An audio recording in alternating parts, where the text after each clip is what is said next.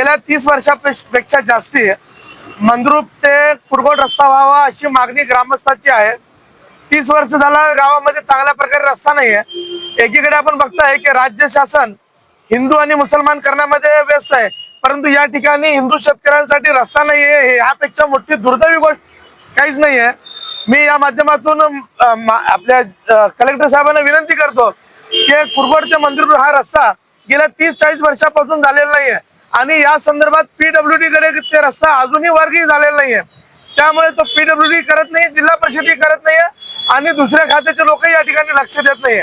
एकीकडे आपण बघताय की परवा जे संकट आला होता पाण्याचा, तशा पद्धतीचं संकट गेल्या 30 वर्षापासून या ठिकाणी आजूबाजूला राहणाऱ्या लोक जे सहन करतायत। एक दिवस आलेला पूर सगळ्याला दिसतो, परंतु 30 वर्षापासून हे लोक जे अत्यंत एखाद्या आरोपीला जशी शिक्षा भेटते, काला पाण्याची शिक्षा, तशा पद्धतीची शिक्षा हे लोक भोगतायत।